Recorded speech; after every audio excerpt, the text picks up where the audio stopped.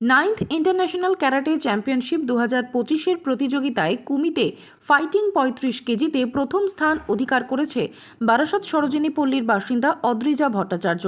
মাত্র 10 বছর বয়সে অদ্রিজার এই সাফল্যে গর্বিত অদ্রিজার পরিবার সহ বারাসতের আমজনতা। পড়াশোনার পাশাপাশি অদ্রিজা ক্যারাটে শিখতে শুরু করে ছোট বয়স থেকেই। বারাসতে ক্যারাটে প্রশিক্ষক সুভাষ মিত্রের তত্ত্বাবধানে অদ্রিজার এই প্রশিক্ষণ শুরু হয়। অদ্রিজার এই সাফল্যে খুশি তার প্রশিক্ষক সুভাষ মিত্র। এদিন ছোট্ট অদ্রিজাকে সংবর্ধনা জানাতে তার সরোজিনী পল্লীর বাড়িতে যান বারাসত শহর তৃণমূল কংগ্রেসের সভাপতি ও বারাসত পুরসভার চেয়ারম্যান ইন কাউন্সিল পূর্ত অরুণ ভৌমিক ও বারাসতের তৃণমূল নেত্রী নন্দিতা ভৌমিক। ছিলেন অদ্রিজার বাবা রূপায়ণ ভট্টাচার্য ও মা শর্মিষ্ঠা ভট্টাচার্য। এদিন অদ্রিজাকে সংবর্ধনা জানানোর পাশাপাশি ওর ভবিষ্যতের সাফল্য কামনা করে তার হাতে উপহার তুলে দেওয়ার পর অরুণ ভৌমিক জানান, এই বয়সে বা এর থেকে পরেও এরকম গোল্ড মেডেল অনেক বিষয়ই অনেকে পায়। সবচেয়ে বড় কথা, আজকের দিনে এই যে একটা মেয়ে, ক্লাস 5-6-এ পড়া মেয়ে, সে যে এভাবে মানে ক্যারাটেতে চ্যাম্পিয়ন হলো এবং সেখান থেকে গোল্ড মেডেল পেয়েছে সে, এটা দিয়ে একটা বার্তা দেওয়া যায় যে আগামী দিনে এই বাচ্চাটাকে দেখে আরো অনেক বাচ্চা বা তাদের মা বাবারা আরো ইন্সপায়ার্ড হবে। ও একটা ইন্সপিরেশন বাকি সবার কাছে, যে ও যখন এরকম একটা গোল্ড মেডেলিস্ট হতে পারে এই বিষয়ের ওপরে, আগামী দিনে আরো বাবা মারা চেষ্টা করবে যে তাদের ছেলেমেয়েরাও এরকম ছোট্ট থেকে এরকম নানান বিষয়ে পারদর্শী হবে।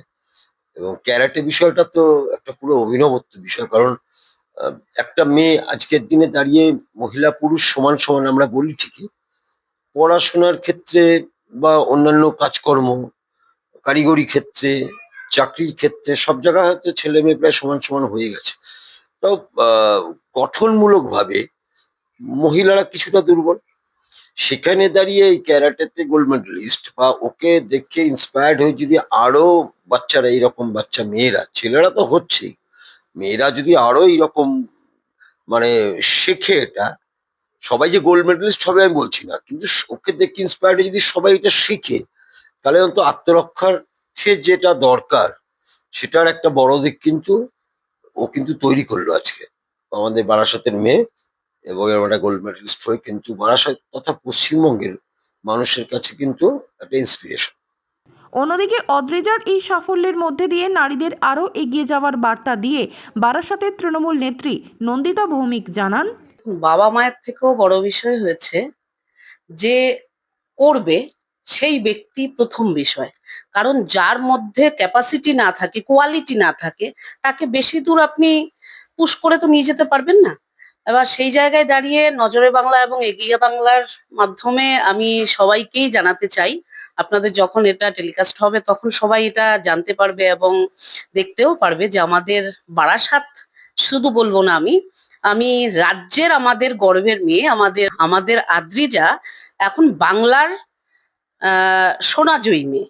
আমাদের সকলের গর্ব, ওর বাবা মার গর্ব, ওর স্কুলের টিচারদের গর্ব, ও আমাদের বারাসাতবাসী এবং রাজ্যের গর্ব হিসাবেই আমরা এখন আজকের থেকে ওকে আমরা এটাই ঘোষণা আমি মানে করতে চাই বা বলছি।